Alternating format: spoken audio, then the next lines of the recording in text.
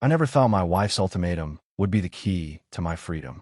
20 years of walking on eggshells, 20 years of sacrificing my identity to keep the peace.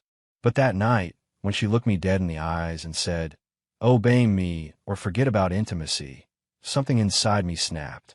I did the one thing she never expected. I laughed in her face. "Keep it forever," I told her. The shock in her eyes told me everything I needed to know. Her weapon of control had just backfired spectacularly, and neither of us realized that those 4 words would demolish the prison I'd been living in for 2 decades.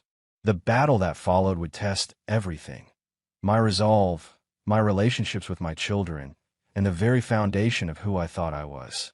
My name is Daniel Crawford. I'm 48 years old, and I've spent the last 20 years of my life trying to keep my marriage together for the sake of my kids.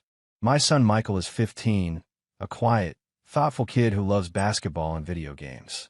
My daughter Emma is 10, a bright-eyed little girl who sees the good in everyone. They're the reason I stayed as long as I did, convincing myself that a broken home would hurt them more than watching their father slowly disappear into someone else's idea of who he should be. It all came to a head on a Friday evening. The kids were at their grandparents' for the weekend, and Gwen and I were having one of our usual discussions about me going fishing with my buddies instead of attending her colleague's dinner party. "You never support me, Daniel. It's always about what you want," she said, standing in our bedroom with her arms crossed, chin tilted up in that way she had when she was about to lay down the law. I sighed, feeling the familiar weight of these conversations. "Gwen, I haven't had time to myself in months. This trip has been planned for weeks." "Well, this dinner party is important to me," she snapped. "But I guess that doesn't matter to you." "That's not fair," I started, but she cut me off. "You know what? I'm done arguing about this.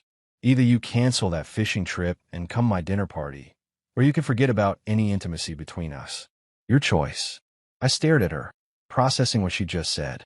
It wasn't the first time she'd wielded our physical relationship as a weapon, but something was different this time. Maybe it was the smug certainty in her eyes, the absolute confidence that I would fold like I always did. In that moment, something inside me just snapped. I started laughing. Not the nervous chuckle of someone trying to diffuse tension, but a genuine, deep-bellied laugh. Her eyes widened, confused by my unexpected reaction. "What's so funny?" I shook my head, still smiling. "Keep it. Forever." "What?" "The intimacy. Keep it. If that's your bargaining chip, I'm out of the game." The look on her face, shock quickly masked by anger, told me everything I needed to know. This wasn't about the dinner party or the fishing trip. This was about control, pure and simple. And for the first time in our marriage, I wasn't playing along. I grabbed my pillow and a blanket from the closet. "I'll sleep in the guest room tonight." "Daniel, don't be ridiculous," she said, her voice now tinged with uncertainty. "You're overreacting." But I wasn't angry. I wasn't even hurt. I felt clear-headed, like someone had finally lifted a fog I'd been walking through for years. Without another word, I walked out of our bedroom, closing the door softly behind me. That night, lying in the guest bed, I realized something profound. I wasn't afraid of losing her. I was afraid of losing myself. And I already had, piece by piece, year after year. But no more. The moment she tried to use our most intimate connection as leverage, something fundamental had changed. Her manipulation had finally backfired, and now there was no going back. The morning after my unexpected stand against Gwen's ultimatum, I woke up feeling lighter than I had in years. Like someone had lifted a 100-pound weight off my chest that I'd gotten so used to carrying I'd forgotten it was there. I headed to the kitchen, bracing myself for round 2. Gwen was already there, sitting at the island with her coffee, scrolling through her phone. She looked up when I entered, her expression a carefully composed mask of indifference. "Sleep well?"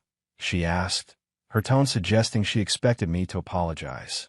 I poured myself coffee, taking my time before answering. "Better than I have in years." Her fingers tightened around her mug. "So you're still acting childish." In the past, that comment would have triggered my defense mechanisms. I would have explained myself, tried to make her understand my perspective, maybe even apologize just to restore peace. The familiar script was practically begging to be followed. Instead, I just shrugged. If standing up for myself is childish, then yeah, I guess I am. I saw the flash of surprise in her eyes before she masked it with a scowl. This wasn't how our arguments usually played out. By now, I should be backpedaling, offering to cancel the fishing trip, promising to be more supportive. The kids will be home from mom's by 3, she said, changing tactics. Emma has ballet at 4:30.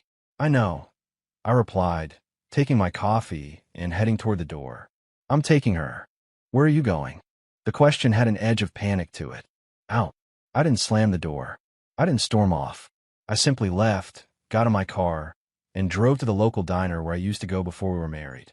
I ordered the full breakfast special and sat by the window, watching people pass by. My phone buzzed with texts from Gwen, but I didn't answer. Not out of spite, but because I genuinely had nothing to say. For the first time in our marriage, I wasn't following the script. No desperate attempts to fix things, no walking on eggshells, no apologizing for boundaries that any reasonable person would respect. The silence between us wasn't a punishment. It was peace. By the time I picked up the kids that afternoon, something had shifted. The anxiety that usually churned in my stomach before facing Gwen had been replaced by a strange calm. Emma chatted happily about her weekend as I drove her to ballet, while I nodded and asked questions in all the right places. But inside, I was experiencing something revolutionary, the certainty that I deserved better than what I'd been accepting. And that changed everything. The weekend arrived, and despite Gwen's cold shoulder routine, I packed my fishing gear into the truck. Michael appeared in the garage doorway as I was loading the final items. Dad, Mom said you're not supposed to go this weekend. His voice held the careful neutrality of a kid who'd become an expert at navigating parental conflict. I closed the truck bed and turned to face my son. At 15, he was already almost my height, his face caught in that awkward transition between boy and young man. Your mom and I disagree on that, I said simply. But that's between us, not something you need to worry about. He shifted uncomfortably. She's pretty mad. I know, buddy. But sometimes adults need to set boundaries, even when it makes other people upset. Michael studied me, his expression thoughtful. Like when Coach Adams says we need to advocate for ourselves on the court. I smiled, feeling a surge of pride. Exactly like that. I left before Gwen could create a scene in front of the kids. The weekend with my buddies at Lake Thompson was exactly what I needed. Hours of quiet reflection on the water, cold beers around a campfire, and conversations that didn't feel like navigating a minefield. On Sunday night, when I returned, the house was quiet. Emma ran to greet me, wrapping her arms around my waist. Did you catch any big fish, Daddy? I showed her photos on my phone while Gwen watched from the kitchen doorway, her expression unreadable. That night, I slept in the guest room again. The next morning, I did something I hadn't done in years. I woke up early and went for a run. My body protested after years of neglect, but there was something exhilarating about the burn in my lungs, the sweat on my skin. I signed up for a gym membership that afternoon during my lunch break. Nothing fancy, just a basic place where I could rebuild what I'd lost. Not just physical strength, but the mental toughness I'd surrendered piece by piece over the years. Gwen noticed the changes immediately. At first, she made snarky comments about midlife crises and trying to recapture your youth. When that didn't get a reaction, she switched to concern. You're going to hurt yourself pushing so hard, she said one evening as I prepared a protein shake. You're not 20 anymore, Daniel. I just smiled. Thanks for your concern. Each day I reclaimed a little more of myself. I bought new clothes to replace the tired wardrobe she'd selected over the years. I got a haircut, not the practical trim she preferred, but something that actually suited my face. The physical changes were obvious, but the mental transformation was more profound. The fog of anxiety that had surrounded me for years began to lift. I started making decisions without second-guessing myself, without wondering if Gwen would approve. For the first time in decades, I was becoming my own person again, and it felt like coming up for air after being underwater for too long. 6 weeks into my transformation, I ran into Dave Miller, an old friend from college I hadn't seen in years. We'd lost touch after Gwen had decided he was a negative influence because of his divorce and subsequent bachelor lifestyle. Crawford? Holy hell, man, is that you? Dave clapped me on the shoulder at the local coffee shop where I'd started spending Saturday mornings with a book, another reclaimed habit. We caught up over coffee that turned into lunch. Dave had remarried, had a stepson he adored, and ran a successful consulting business. We should grab a beer sometime, he suggested as we parted ways. Catch up properly. In the past, I would have deflected, knowing Gwen's reaction to me rekindling this friendship. Instead, I pulled out my phone and we scheduled it on the spot. That evening, Michael asked if I could help him practice basketball. We hadn't done that in months. Between work and the constant eggshell walking at home, I'd let these moments slip away. We played one-on-one in the driveway until the streetlights came on. When we finally stopped, sweaty and laughing, I caught Gwen watching from the window, her expression unreadable. "Dad," Michael asked as we put the ball away, "are you and Mom getting divorced?" The question hit me like a freight train. I hadn't thought that far ahead, had only been focused on reclaiming my identity. "I don't know, buddy," I answered honestly. "Things are complicated right now." He nodded, bouncing the ball once more before tucking it under his arm. "Emma cries sometimes. She thinks it's her fault things are weird." My heart sank. It's absolutely not her fault. None of this is about you kids. "I know that," Michael said with a teenage eye roll. "But Emma's little. You should talk to her." That night, I went to Emma's room at bedtime. She was already in bed, surrounded by her stuffed animals. "Hey, princess, can we talk for a minute?" She nodded. "I'm serious." I sat on the edge of her bed. "Michael mentioned you've been upset about Mom and me." Her lower lip trembled. "Are you going to leave us?" "No, sweetheart. Never." I pulled her into a hug. "Mom and I are having some grown-up problems, but we both love you and Michael more than anything. Nothing will ever change that." "Promise?" she whispered. "I promise." After she fell asleep, I stood in the hallway, letting the reality sink in. I've been focused on my own liberation, but my kids were caught in the crossfire. Whatever happened between Gwen and me, I needed to make sure Michael and Emma felt secure. The next day, I signed us up for family counseling. Not marriage counseling, which felt like a lost cause, but support for the kids as we navigated whatever came next. When I told Gwen, she looked genuinely surprised. "You made an appointment?" "Without consulting me." "The kids need support," I said simply. "They're confused and scared." For a moment, I glimpsed the woman I'd fallen in love with decades ago. Concerned mother, not manipulative spouse. "Thursday at 4 works for me," she said quietly. It wasn't reconciliation, but it was the first conversation we'd had in weeks that didn't feel like psychological warfare. For the kids' sake, maybe we could find a way to communicate again. Not as husband and wife, but as co-parents who both wanted the best for their children. 8 weeks into my transformation, the shift in Gwen's tactics became unmistakable. The cold shoulder and caustic remarks had given way to something I hadn't expected: desperation. It started subtly. She began appearing in doorways when I was changing, lingering a moment too long. She'd brush against me in the kitchen, a deliberate touch that was meant to seem accidental. At first, I thought I was imagining things. Then came the text while I was at work. "Remember that little black dress you liked? Thinking of wearing it tonight." I stared at my phone, bewildered. That dress hadn't made an appearance in years, not since before Emma was born. When I got home, she was waiting. Hair done, makeup perfect, that infamous dress clinging to curves she'd suddenly remembered how to accentuate. "The kids are at my sister's for the night," she announced, her voice honeyed in a way I hadn't heard in a decade. "I thought we could have dinner, just us." She prepared my favorite meal, opened an expensive bottle of wine, even put on music we'd listened to when dating. "What's all this about?" I asked, setting down my keys. "Can a wife want to spend time with her husband?" She moved closer, resting a hand on my chest. A month ago, this would have been exactly what I wanted. Now, it felt hollow, a tactical maneuver, not genuine affection. "Gwen," I said gently, stepping back, "let's not pretend." Her smile faltered. "Pretend what?" "That I miss my husband." "You miss the control," I corrected. "Not me." Her expression hardened, then crumpled. For the first time in our marriage, I saw genuine fear in her eyes. "Is there someone else?" she whispered. That startled a laugh out of me. "No, this isn't about another woman. It's about finally recognizing what our relationship has become." She took a shuddering breath. "We can fix this. We can go to counseling. We're already in family counseling for the kids."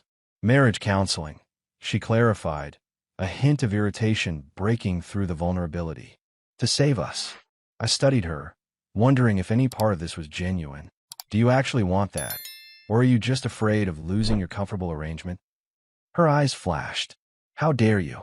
20 years together, 2 children, and you think this was just convenient for me? I think you liked having someone who never challenged you. who bent until he broke just to keep the peace. I kept my voice level. That's not a partnership, Gwen. That's ownership. She stared at me like I'd slapped her. Then she turned and walked upstairs, the black dress swishing angrily around her knees. Later that night, as I read in the guest room, my phone lit up with a notification. Gwen had posted on social media for the first time in weeks, a throwback photo of us from years ago, captioned with heart emojis. The performance had begun. To the outside world, she was a loving wife trying to save her marriage. Only I knew the truth. She was fighting not for love, but for control she could no longer maintain.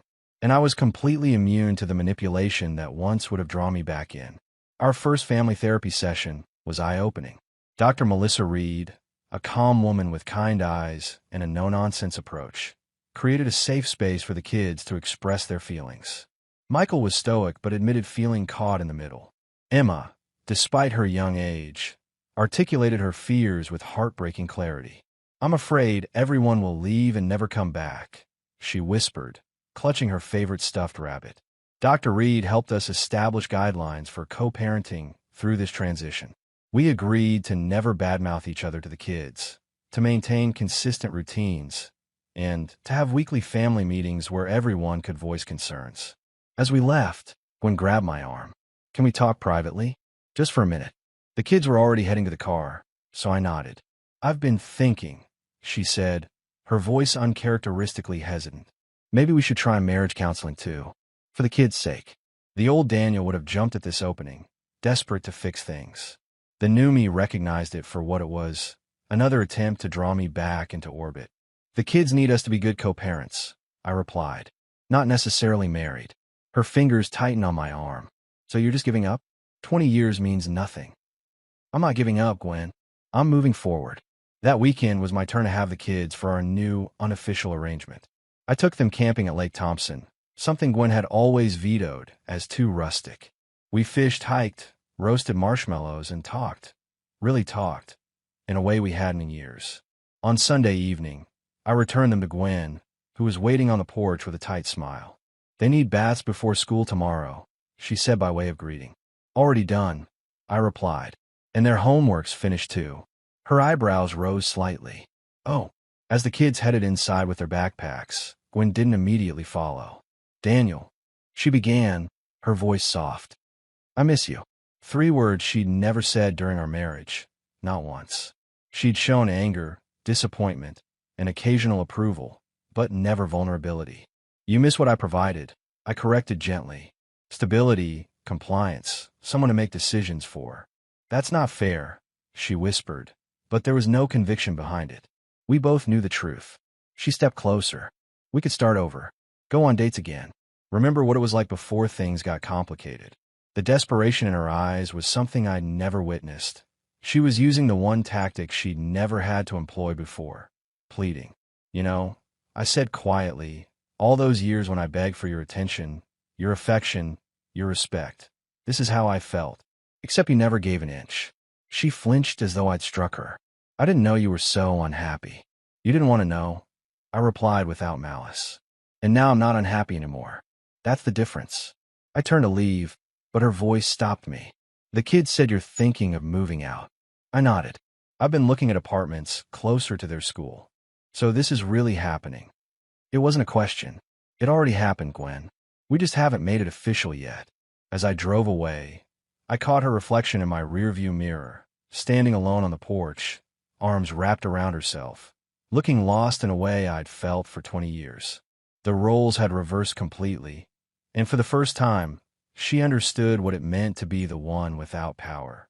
I found the perfect apartment, a modern 2-bedroom close to the kids' school with a small balcony overlooking a park. The leasing agent promised to hold it for me while I sorted out the paperwork. After 2 decades in a house that had never felt fully mine, the prospect of space that was entirely my own felt like freedom. When I told the kids over dinner at their favorite pizza place, their reactions were mixed but not surprised. "Will we still see you?" Emma asked, her voice small. "All the time, I promised. You'll have your own rooms there. We'll work out a schedule that's fair for everyone." Michael studied me over his soda. "Mom's going to flip out. That's for me to handle," I assured him. "Not your concern." I was right about Gwen's reaction, but wrong about the form it would take. Instead of anger, she launched a full-scale campaign to reclaim what she was losing. First came the legal threats. "My father's golf buddy is the best divorce attorney in the state," she warned. "He'll make sure you never see the kids." When that didn't work, she switched tactics. The next morning, I found her sobbing in the kitchen, looking deliberately disheveled. "I can't sleep. I can't eat," she whispered, reaching for my hand. "Please don't do this to our family." The performance was convincing, but I'd become immune to emotional manipulation. "We'll both get through this," I said gently, extracting my hand. "So will the kids." That evening, she went nuclear. I returned from work to find her and Emma baking cookies. When wearing an apron, flour on her cheek, the perfect picture of maternal domesticity. "Daddy," Emma called, "we're making your favorite cookies." Gwen gave me a pointed look over our daughter's head. "See what you're throwing away." Later, after Emma was in bed, Gwen approached me in the hallway. "Daniel, be reasonable. Where will you be on Christmas morning? When Emma has nightmares? When Michael has his championship games?" Her voice cracked with what seemed like genuine emotion. "They need their father at home. They need a father who's whole," I countered. "Not one who's been hollowed out, trying to meet impossible expectations." Her eyes flashed. "So this is all my fault." "It's not about fault. It's about patterns we can't seem to break while living under the same roof." She crossed her arms. "You'll regret this. When you're alone in that sterile apartment while we're here in the home you built for us." "I built this house, Gwen. I never built a home here." The distinction seemed to strike her speechless. For a moment, I glimpsed real pain beneath the manipulation, the realization that I might actually be happier without her. Then her walls came back up. "Fine, if that's how you want it. But don't expect me to make this easy." "I never did," I replied quietly, walking away from the conversation and 20 years of emotional blackmail. Moving day arrived with unexpected drama. I'd hired movers for my personal belongings, planning to be in and out while Gwen took the kids to her mother's, a schedule we'd agreed on to minimize emotional fallout. I should have known better. When I arrived home that Saturday morning, the kids weren't gone. They were sitting on the living room couch, Gwen between them with an arm around each, her eyes red-rimmed from what appeared to be a morning of strategic crying. "Daddy, please don't go," Emma whispered, breaking away to run into my arms. Michael stayed on the couch, his expression a mixture of anger and embarrassment.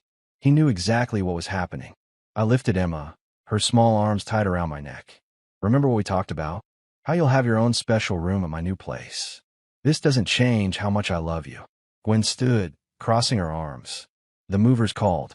They're running late." Her tone suggested this was somehow my fault. "That's fine," I replied evenly. "We can start loading my car with the smaller items. Or you could reconsider this whole thing," she countered. "Look at what you're doing to this family." Michael suddenly stood up. "Mom, stop it. Just stop." We all turned to him, surprised by the outburst.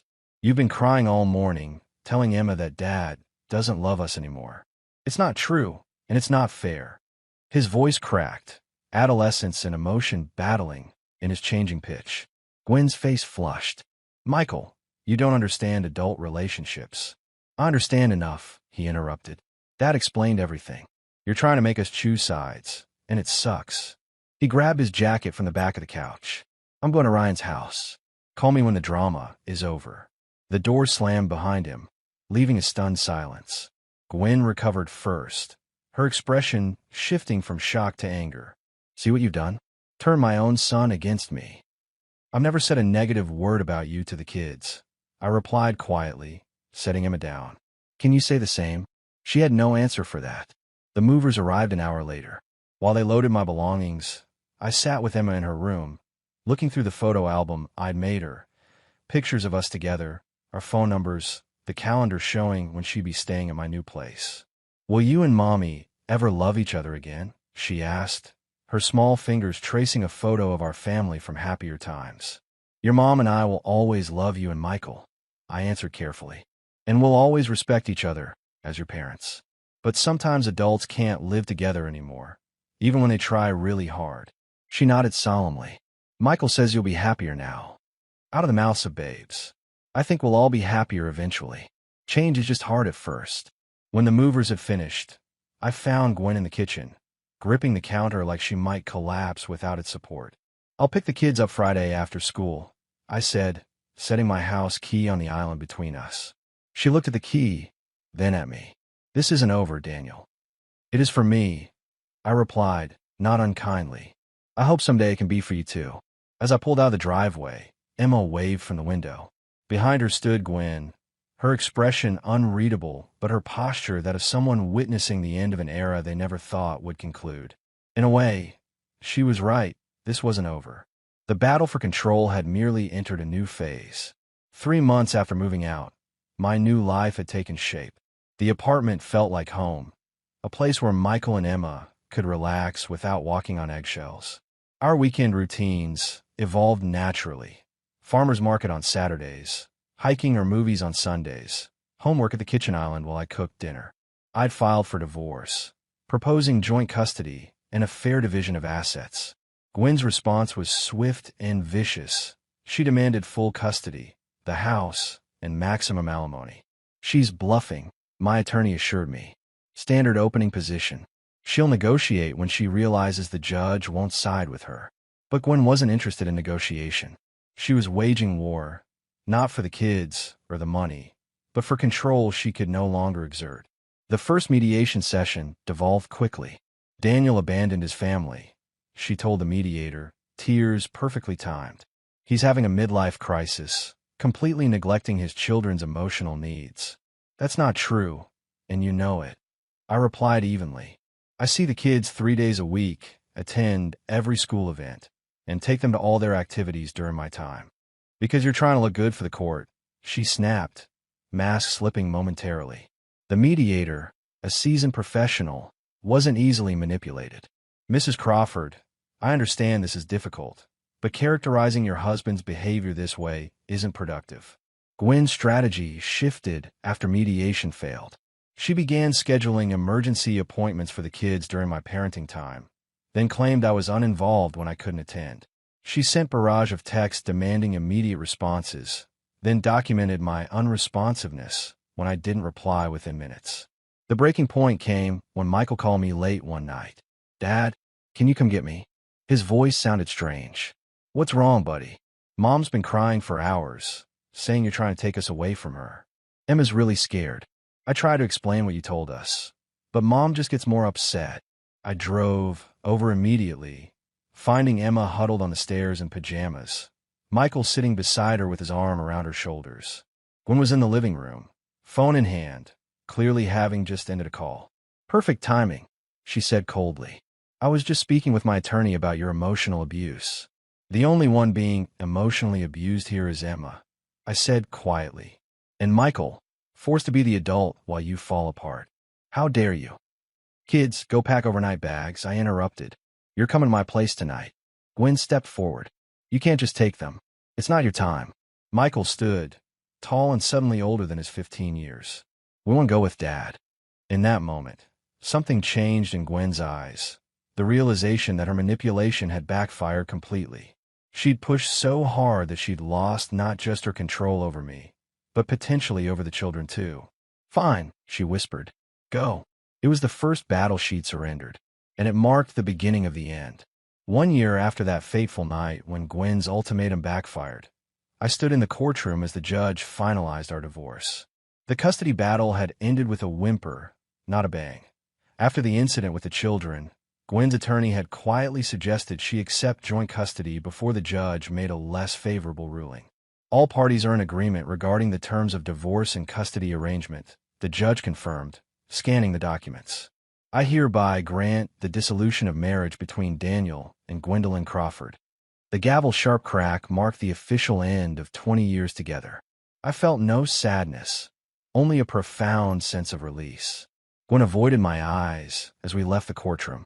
Her parents waited in the hallway to take her home. She'd moved in with them temporarily after selling the house, still struggling to accept the new reality. Outside the courthouse, Dave waited in his car to take me to lunch. Michael and Emma would join us after school to celebrate. Not the divorce itself, but the beginning of a healthier chapter for our family. How'd it go? Dave asked as I slid into the passenger seat. Surprisingly smooth. Gwen finally realized fighting was only hurting the kids. The past year had been transformative. My promotion at work came with a flexible schedule that allowed me to be more present for the children. The apartment had evolved into a true home, filled with laughter and honest conversations. Even my relationship with Gwen had improved slightly. Once she accepted the inevitability of our separation, she began focusing more on co-parenting than control. Michael had thrived in the new arrangement, his basketball team making it to state championships with me cheering from the bleachers at every game. Emma still had occasional tearful moments wishing her parents were together, but therapy had helped her understand that separated parents could be happier and healthier than miserable ones under one roof. That evening, as the kids played video games in the living room, I stepped onto my small balcony with a cup of coffee. The spring air carried the scent of new beginnings. My phone buzzed with a text from Gwen, a simple message confirming she'd pick up the kids from school on Monday. No manipulation, no passive-aggressive subtext, just co-parenting communication. My thoughts drifted to that night a year ago when she tried to use intimacy as a weapon, and I'd laughed instead of caving. Had I known then how that moment would change everything, I might have been terrified. Instead, it had been the first step toward reclaiming my life. The apartment door slid open behind me.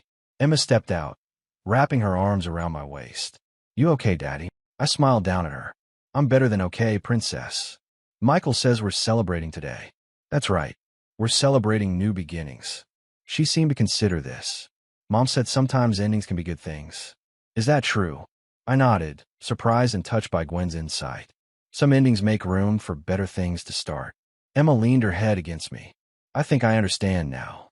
Inside, Michael was trash-talking his video game opponent while simultaneously texting his friends. My coffee had cooled to the perfect temperature. The weight that had pressed on my chest for decades was gone. For the first time in 20 years, I was free, not just from a controlling marriage, but from the prison I'd built within myself by accepting her terms instead of setting my own. And that freedom was worth everything. Bye.